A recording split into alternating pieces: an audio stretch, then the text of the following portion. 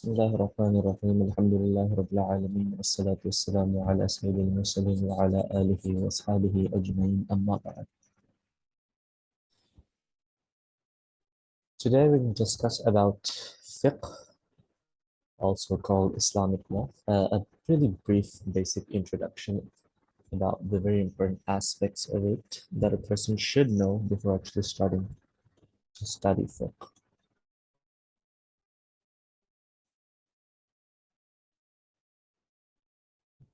So the first thing is to define what is fiqh. So the literal meaning of fiqh is to understand basically anything. So you have subjects like fiqh al-hadith, the understanding of hadith, fiqh al-Quran, understanding the Quran. You could also say fiqh al-hayatiyat, understanding biology, for example. So when used in its lexical literal meaning, fiqh basically means to understand and can apply to anything. But when we use fiqh without attributing to something else, we usually mean the Islamic knowledge of fiqh. And what Imam Abu Hanifa described fiqh was as ma'rifatun nafs, ma laha wa ma alayha.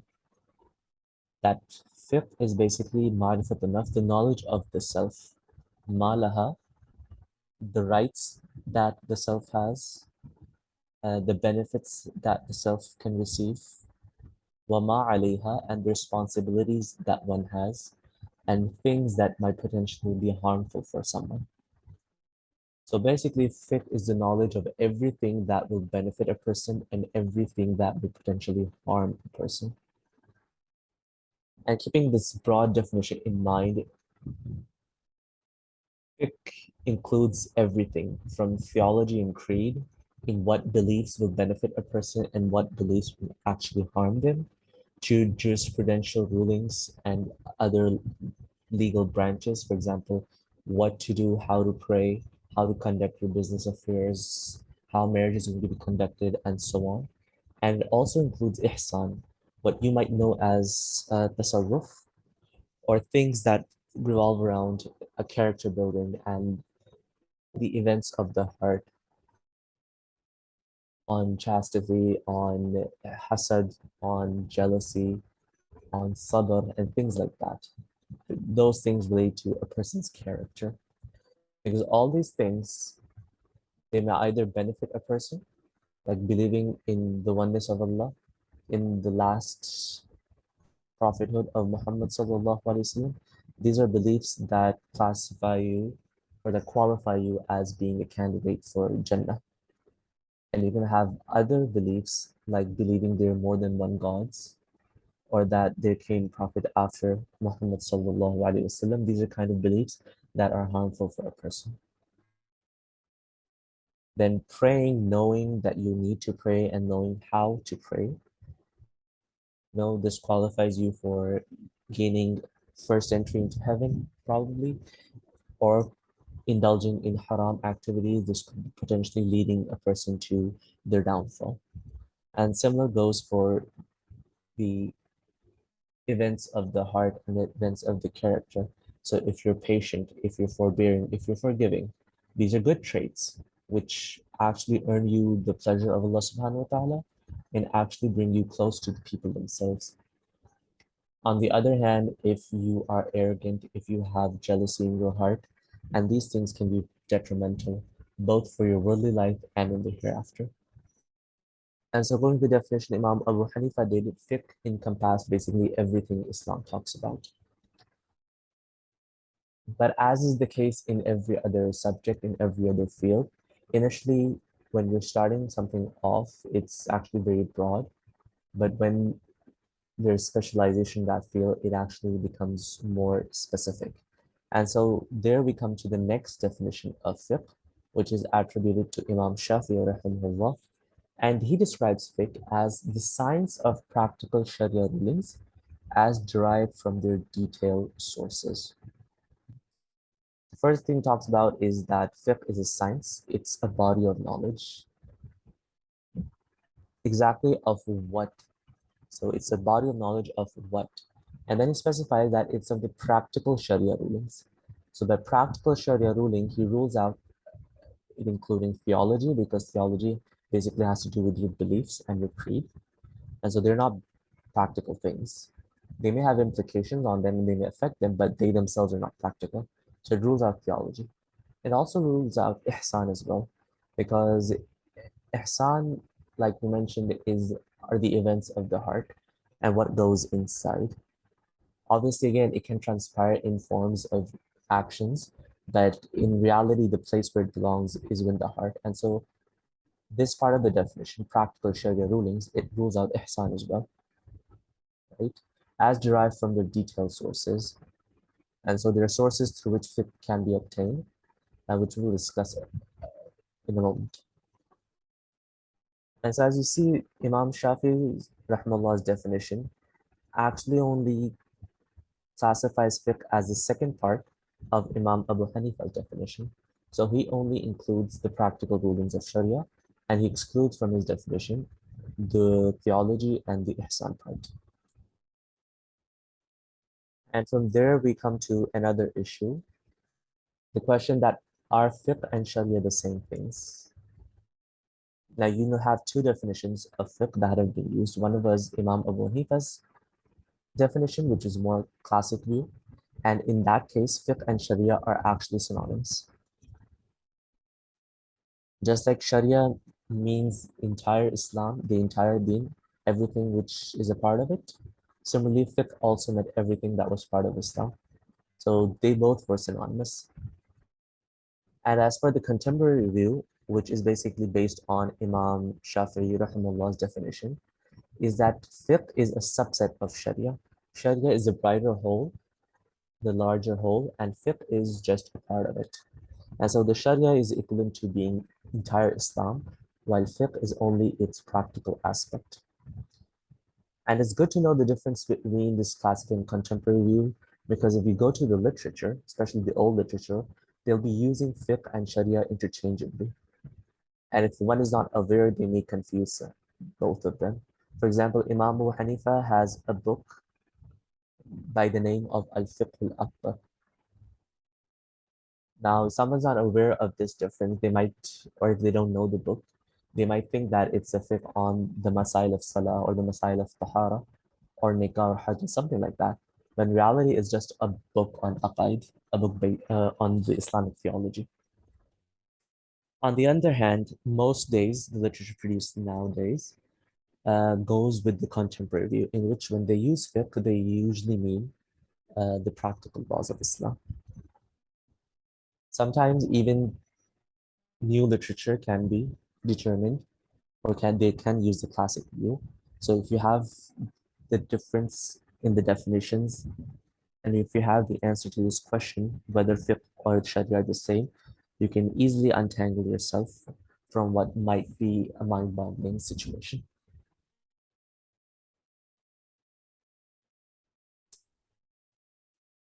Obviously, we're going to study fiqh as per the definition of Imam Shafi'i rahimahullah. Not to mention that both the other branches, which are part of fiqh, meaning theology and ihsan, they're both important unto themselves. But because they are diverse and because of specialization, they've delved into their own fields. That won't be our discussion.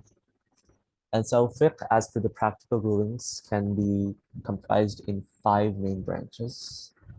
The first is fiqh al-ibadat, or the understanding or the fiqh of the acts of worship. This includes tahara, salah, zakat, saum, hajj, jihad. Then you have fiqh al-usra, or in the West it's known as the personal law. It includes or family law as well. It includes the details of marriage, divorce, inheritance, uh, child upbringing, and so on. Then you have the civil and international law, al-Qanun al-Madani or al-Qanun al-Dawli. You can also call fiqh al-Muamalat, on how a country is run, how the government is elected, what are its responsibilities, how people within a society interact with each other, how they conduct their trade, how they are supposed to behave with each other. All of these things are covered in fiqh al-Muamalat.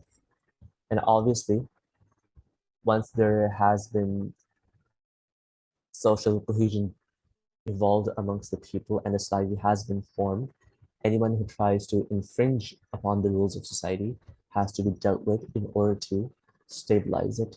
And that's where the last part of fiqh comes in, and that is the criminal law, al-qanun al-jinai, in which we deal with people who actually break the civil law or break the international law.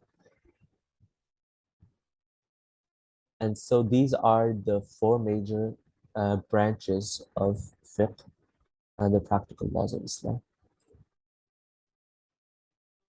Why does a person need to study fiqh? Well, for the first reason that it is a command of Allah subhanahu wa ta'ala, as mentioned in Surah At-Tawbah, verse number 122.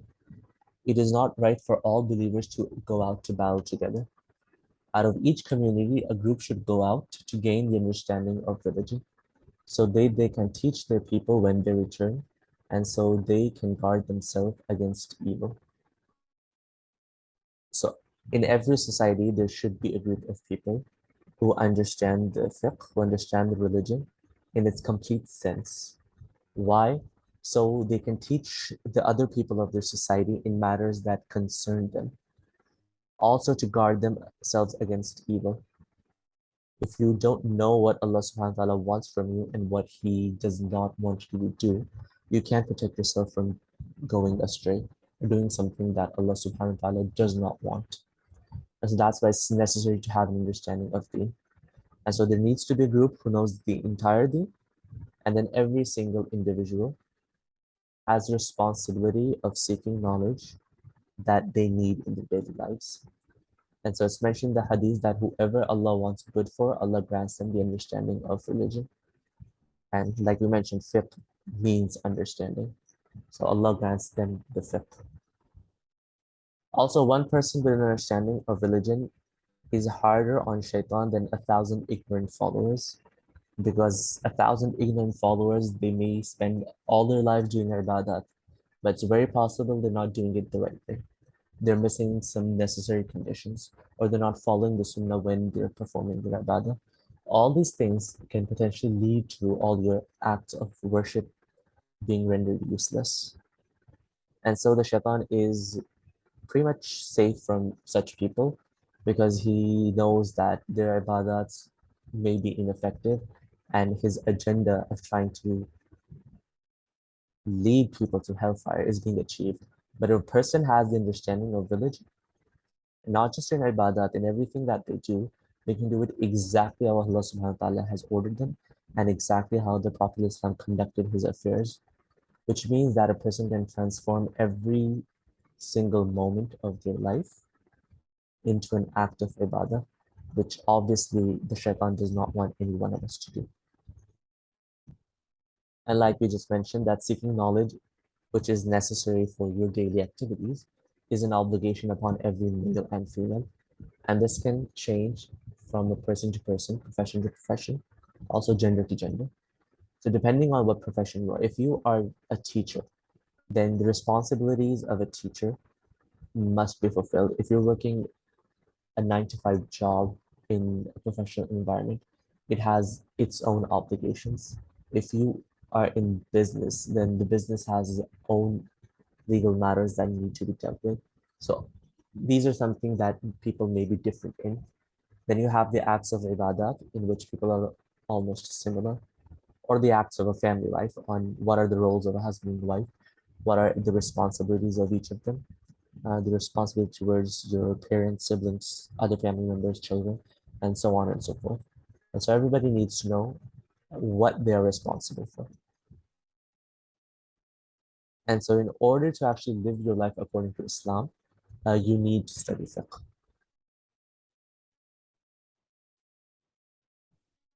Now, the second part of the definition was that it's the understanding of practical Sharia laws as derived from their sources. So what are the sources through which we obtain Islamic law? So obviously the first you have the Quran, which is the word of Allah subhanahu wa ta'ala, and 500 verses of the Quran deal directly with the ahkam of Sharia or the practical law. Now remember, the Quran is a concise book, so it basically acts as a general guideline. The Quran does not give details of most accounts. It only gives a general principle of telling that something is wajib or something is haram and something is supposed to be done. As far as how you're supposed to do it, those details come through other sources. So, for example, the Quran establishes aqimus salah wa atu zakah, that it's obligatory that you pray and that you give zakat. It doesn't mention how you're supposed to pray, and it doesn't mention what mal is supposed to be in about zakat, when is zakat supposed to be in, and so on. And those details are given in the hadith. And so hadith has the second primary source. It has two objectives. One, to expand on those general principles provided by the Quran, and in some cases, originate ahkam which the Quran has kept silent about. So Quran and Hadith basically are the primary sources of Islamic law. The next two, Ijma and Qiyas, although in their true nature, they're not primary sources, they are secondary because they're based on Quran and Hadith, meaning that you cannot do a consensus on a randomly generated opinion through your own logic. It must have some backing and basis within the Quran or Hadith. Similarly, you cannot perform qiyas, you cannot make an analogy based on rationale alone. You need some basis behind it within the Quran or Hadith. So in nature, they are secondary, but they're included in the primary because there's a consensus among the fuqaha, the established fuqaha at least, that ijma and qiyas are sources of Islamic law.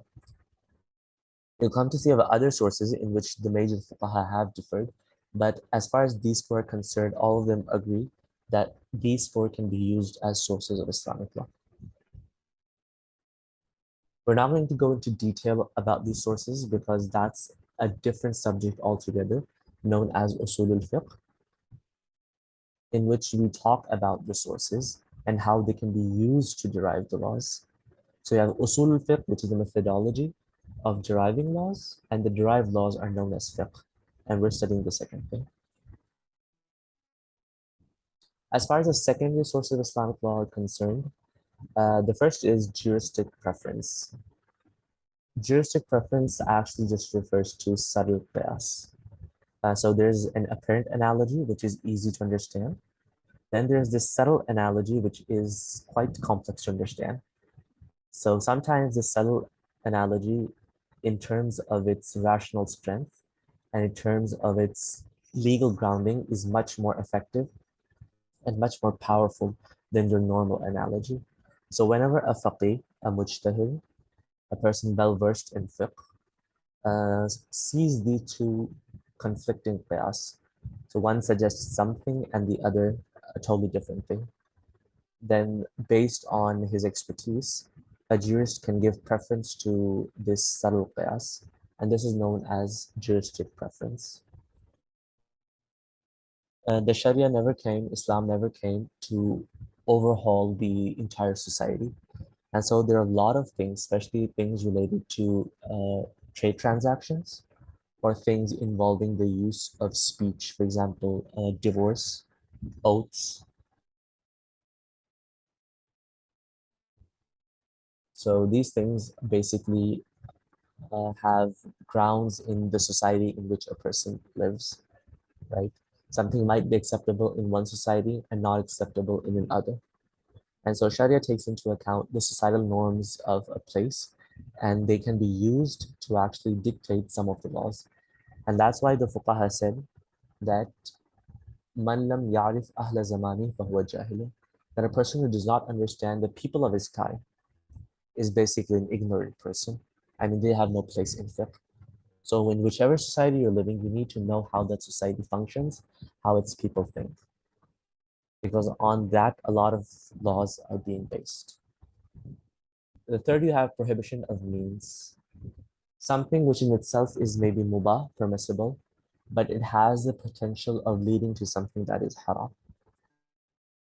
So if a faqih sees that this potential of that permissible thing is being realized, that it is leading to haram, or it's highly possible that it will lead to haram. So permissible things can be made impermissible for some time in order to prevent those haram things from happening. So for example, the original haram thing that Allah subhanahu wa ta'ala has mentioned in the Quran is the act of adultery. But he doesn't say that don't commit adultery, don't do zina. He actually says la taqrabu zina, that don't even go near it. And basically from that basis, the scholars have derived that any situation which may potentially lead a person to commit zina is also impermissible. So probably going to a bar is impermissible. Uh, Watching illicit videos is impermissible. Secluding with the opposite sex is impermissible, because all these things have the potential to lead to something that is haram. Then you have revealed laws of previous nations, and by previous nations we refer to uh, those religions which are revealed by Allah subhanahu wa ta'ala, not totally man-made religion. So basically Christianity and Judaism. So if they have a law and that law is not refuted by Allah subhanahu wa ta'ala or the Prophet alayhi salam, does not contradict with the basic principles of Islamic law, then that law is enacted or is said to have continued into Islam itself. Like fasting on the 10th of Muharram, that is something that the Jews used to do, right? And there was no contradiction of it from the Prophet Islam. He himself fasted on the 10th of Muharram. So we can say that the fast of the 10th of Muharram is something that has been continued from the law of the Jews. And then you have uncharted interest. Analogy, as you might know, is based on the fact that you have a situation in which you don't know what the hukum is or what the law is. And then seeing a similar situation already mentioned in the Quran Hadith, you base that law or you base that situation on that previously established law. So basically, in the new situation has an underlying illah or a condition similar to a case already present, to a precedent already established in the primary sources. But uncharted interest is different in the sense that it's not based on any illah or any cause already established in the Quran and Hadith, but something that is totally undiscussed within these matters, also known as maslaha mursala. So anything which may benefit the society, but the Quran and Hadith is simply silent about it. The fuqaha can use that to determine or to establish some laws.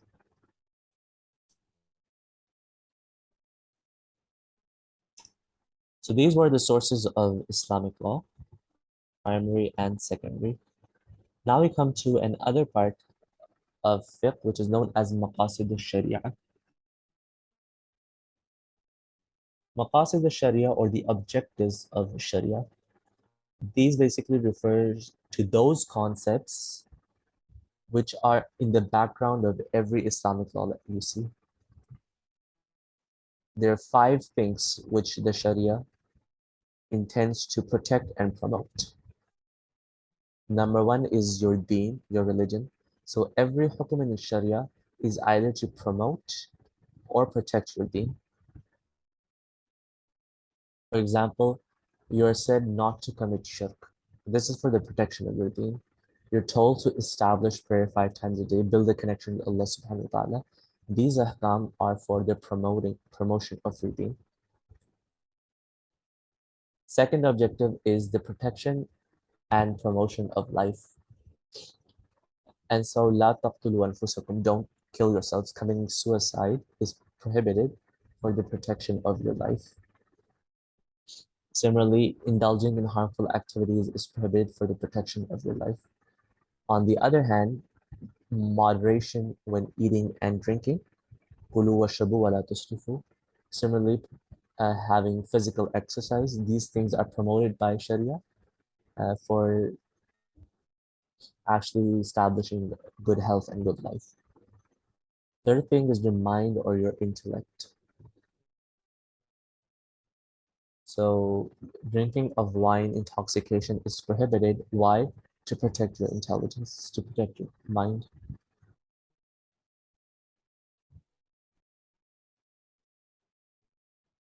The fourth thing is the lineage and offspring of a person's own, their self-respect or their progeny that needs to be protected, that needs to be promoted. And so that is why zina has been made haram. Accusing an innocent person of committing zina has been made haram. So that's protecting someone. In order for promotion, marriage has been promoted so that your self-respect, your chastity, your offspring are protected, their lineage is protected. And the last is wealth. So the ahkam of Sharia, one of the objectives behind them is for the protection and promotion of wealth. You're said not to do israf, not to spend extravagantly. You have been commanded not to spend your wealth in useless activities. You've been promoted or actually encouraged to perform trade, earn your living by your own hands. So these things are basically for the protection and for the promotion of wealth. And so these five things, whatever hukum of Sharia you see, you'll see that it's aimed for the promotion or for the protection of anyone or maybe more than one at a single time amongst these five things. And these are known as the objectives of Sharia. Now some insights in the maqasid of Sharia. So Islamic laws, they're actually based on warrants or reasons, and they're not based on utility, right?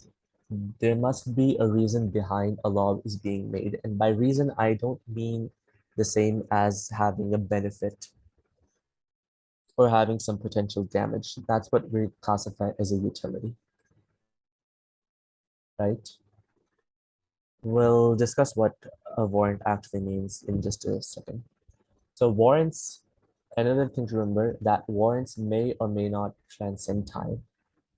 There are some warrants that transcend time, which means they're not time bound. And so those ahkam will remain from the beginning of Islam till the end of earth. For example, the act of salah, praying. Praying has been established and its warrant transcends time. It's not time bounded. And so a person or the law of praying will remain until Islam and subsequently the life here on earth actually ends. And then there are other ahkam whose warrants and reasons may be time bound. For example, mu'allafatul qulub, those people who just accepted Islam but are actually well off. So initially, the Prophet Islam used to give them some part of the zakat in order to establish them on Islam. But afterwards, Umar Raziallahu anhu, he said that Islam has now established, it no longer needs you.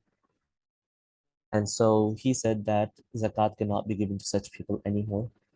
So although the Quran mentions mu'allafatul qulubuhum, that those people who just accepted Islam, you can give them the zakat, even though if they're well off. But this was warranted on the fact that Islam was in its infancy at that time. And so in order for people to stay, or make them stay, some monetary incentives were given, which were later retracted because the warrant or the reason no longer existed. Because now if one was to accept Islam, they should accept Islam because it was an established force. It was something that was well developed. All of its miracles now were in front of people. There's no longer need to support them monetarily, give them incentives. And so that hukum actually was abolished. So what is a warrant? What are the reasons behind any law? A warrant is a qualification that symbolizes the existence of a law. So any quality that basically indicates that a law exists, that's a warrant. So warrant cannot be something that is ambiguous because if it's ambiguous, then it can't symbolize anything. A symbol is something that is very clear, very explicit in its meaning. Everybody understands it. If it has ambiguity, it can't be a symbol. Similarly, it can't be volatile. It doesn't have to be something that fluctuates, because if it is fluctuating up and down every other time, then again it cannot qualify as a symbol, and you can't determine a law based on that. So, for example, prayers are fixed with their times. Each prayer has a specific time slot, and that time slot can easily be determined by the position of the sun. And the position of the sun, that's something that is regular. You can judge where the sun will be uh, for the next 100 years if you wanted to. And so this is a quality, the position of the sun or the timing of the sun, that symbolizes the existence of the law of prayer, of when you're supposed to pray. Similarly, the cycle of the lunar calendar, that's also established. And so the ahkam of Hajj, for example, it is qualified, that is a symbol that when Zil Hijjah comes, the last month of the Islamic calendar, Hajj becomes binding on some people, permissible for others. And so these things qualify as a warrant because there's something that don't fluctuate, and also there's something there that there's no ambiguity in it. On the other hand, utility is the expected benefit from that law. So what do you expect through Salah? Through Salah, you expect purification of the soul, nearness to Allah subhanahu wa ta'ala, right? Establishing social cohesion amongst the Muslim community, the Muslim Ummah. And so these are benefits that a person can expect from the law, but it's not necessary that you always achieve them. Something might be expected, but it's possible you might not achieve. For example, Allah subhanahu wa ta'ala says, Inna salata tanha anil fahsha'i wal munkar, that prayers stop you from committing ill acts and evil deeds. Yet we at times, and some people we might know, even though they pray regularly, they may still commit acts of vice, right? So this was an expected benefit from the salah, the law of salah, but it's not being achieved. So that's okay. Laws were never based on utility. They're based on warrants, because utility is something that is very subjective in the sense that you might think of something as a utility and I might see it as something that is damaging. It could have more benefit to you than it has for some other person. And so utility, it fluctuates, first of all. Second of all, it's a very vague concept, which you can't pinpoint exactly. And so you cannot base a law on it because you never know if it will exist or it won't exist. I'll give you an example to understand the difference between warrant and the utility. The traffic lights that you see on roads, right? The red says stop, yellow says be prepared, and green says that you're allowed to go now. Now, obviously, the law requires you to stop whenever there's a red light. Whether or not the road is empty, whether there's traffic going in all four directions, regardless of what the situation is, whenever you see a red light, you're supposed to stop. And even if it's an empty road, there's no one other than you on the road. If you break the red light, it's like breaking the law. And if the police catches you, they can fine you, right? But what was the purpose of actually deciding to put these lights in the first place? Obviously, to facilitate the flow of traffic, right? That was the utility behind having these lights installed everywhere. Although the utility is being achieved, when there's no one on the road, the traffic is actually flowing very smoothly. There's no problem there. Utility is still being achieved, but it's still considered as breaking the law, because once a law has been established, Irrespective of whatever original utility was in mind, what original objective was in mind, the law remains the same. So the law is based on something that is consistent. The red light is consistent, right? The green light is consistent on whatever interval it's been set. As far as the utility is concerned, that may or may not be achieved. So in a lot of third world countries, you'll see traffic lights, but you won't see the traffic flow. The facilitation of traffic flow. People will be breaking the red lights. They'll start driving on the yellow lights, and those who have the green lights in front of them are waiting for them to actually pass by. And so even though the law is there, utility may or may not be achieved, right? And so utility and objectives, they aren't used to derive laws, but they can be used to aid in determining the warrant of a law, right? So again, utility and objectives, the maqasid al-sharia, you can use them to derive laws. You can't use them to overhaul already established laws.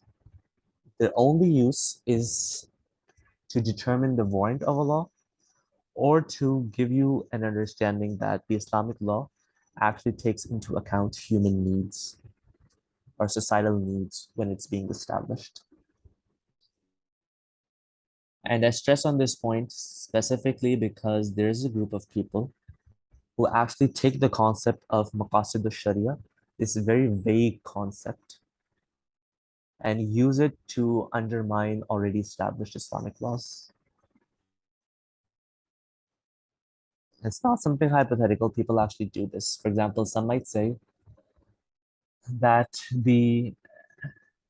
and some people have actually said that pigs, for example, were made haram in the time of the Prophet Islam because they were kept in unhygienic conditions. But now we have special pig farms in all of its hygienic, sterilized place and all this whatnot. And that's why keeping the maqasid in mind or keeping this in mind, the eating of pig should be made halal. The law is explicitly established by Allah subhanahu wa ta'ala that it's haram. No matter what utility you might establish behind it, you cannot use it to undermine that law. The same goes for people who say that wuzu was actually the order of wuzu was given because people at that time were mostly uh, farmers or people who had cattle, which means that the urine of the animals might have reached the size of their bodies, their feet, or maybe their hands. And their hands, they might have wiped their sweat with it, so it had touched their head, which would have become filthy. And so that's why the hukum of wuzu was given in order to get rid of that filth. And now that we live in clean environments, we don't do farming or tend to animals and things like that. Our hands, feet, and face are clean. And so we no longer need wuzu in order to establish prayer, right?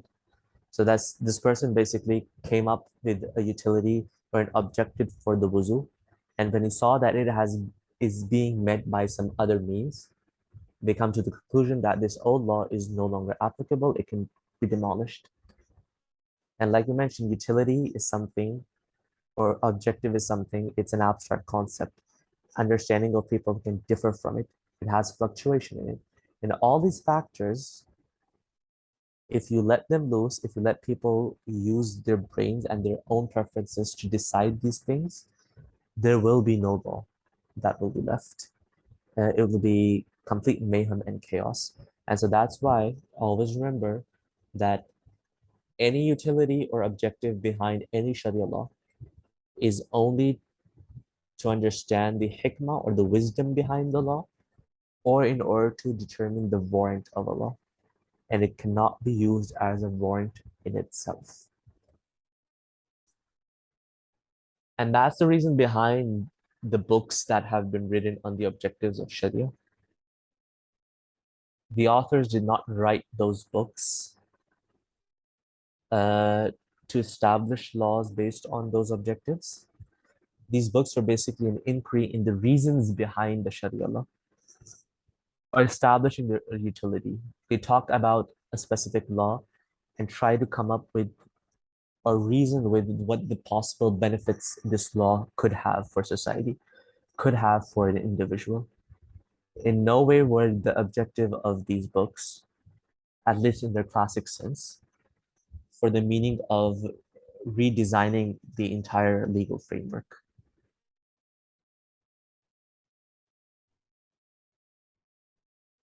And if you ever attend a lecture, read a book on objectives of Sharia, on maqasid of Sharia, always keep this in mind, that you're only here to understand the reasons behind the Sharia law or to establish their possible utility, not to change the law into itself. If your concept or conceived imagination of utility is not being met. Remember, the Sharia is much more than any individual's understanding or desires.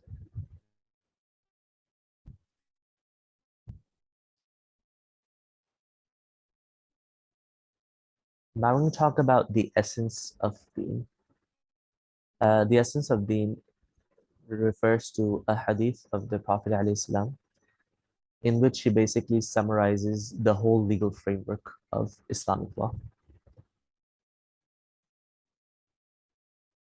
عن أبي ثعلبة الخشني رضي الله عنه عن رسول الله صلى الله عليه وسلم إن الله فرض فرائض فلا تزيعوها وحد حدود فلا تعتدوها وحرم أشياء قال فلا تنتهكوها وسكت عن أشياء رحمة لكم غير نسيان فلا تبحثوا عنها.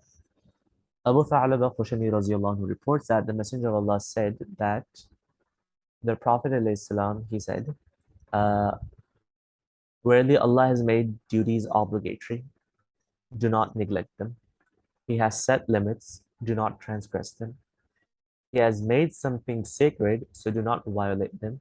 And he remains silent upon matters as mercy on you, not that he forgot, so do not search them out." So four things the Prophet ﷺ, he mentioned in this hadith. So this, like I mentioned, this four hadith summarizes the entire legal structure of Islam. Four things. The first mentioned about responsibilities, fara'is that Allah has prescribed, and so do not waste them. A person must always establish those fara'is. The second is the interdict, or things which Allah has made haram and sacred, and so a person should not be violating them. Third is that Allah subhanahu wa ta'ala has set boundaries in permissible acts, that if you transgress those boundaries, you enter the domain of haram. And so whatever boundaries that Allah subhanahu wa ta'ala has set, one should not transgress them. And then there are Passovers, or things that Allah just kept silent about, which basically means that Allah subhanahu wa ta'ala is not mentioning those things and giving you a chance or a free hand in case you want to indulge in those things. You're permitted by Sharia to do so.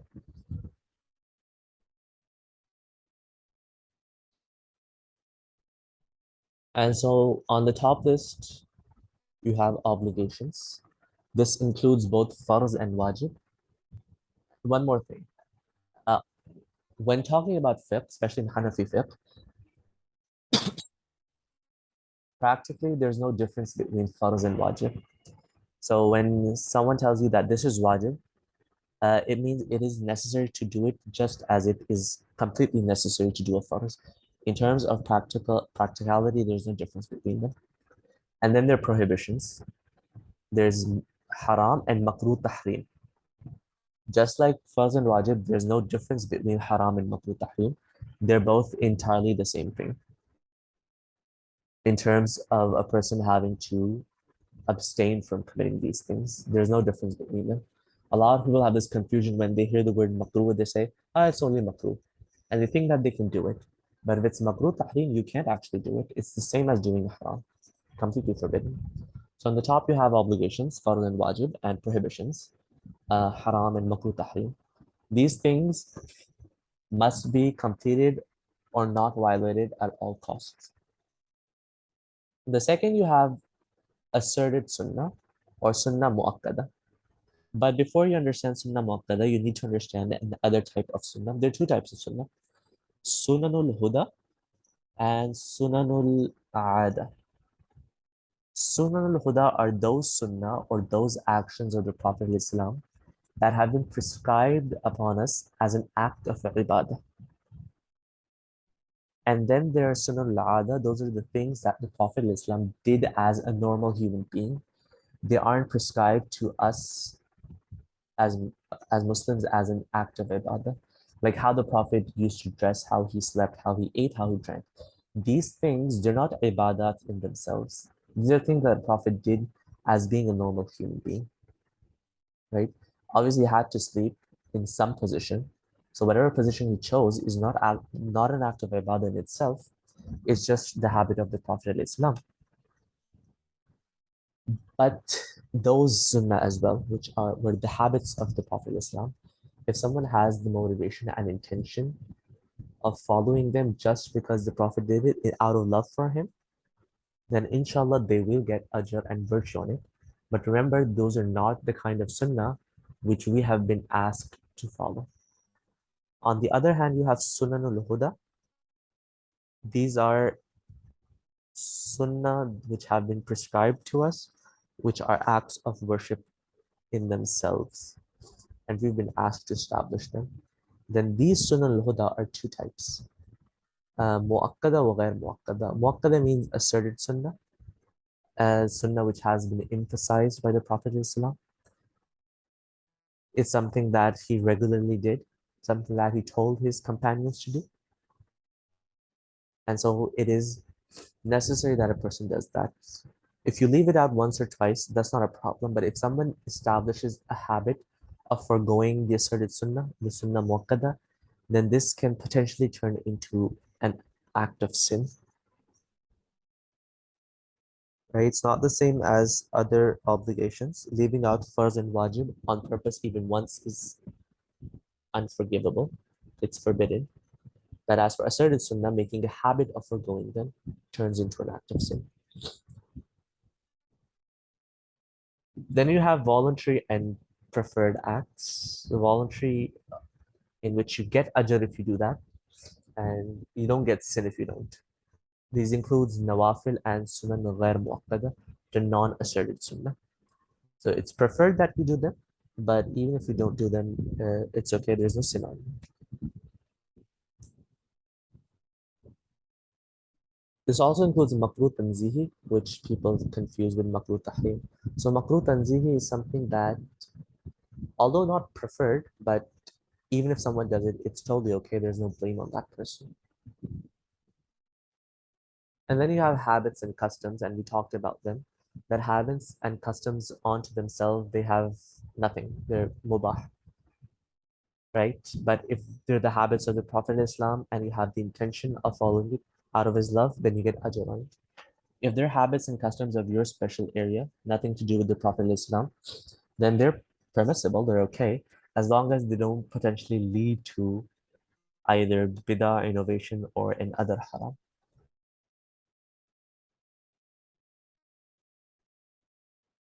So these were the classifications that a person needs to know when learning fiqh, because fiqh basically involves around all these things.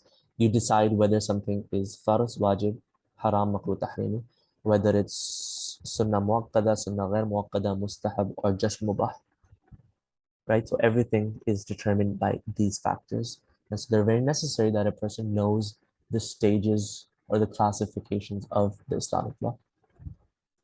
And with that, we come to the end of today's lesson. If you guys have any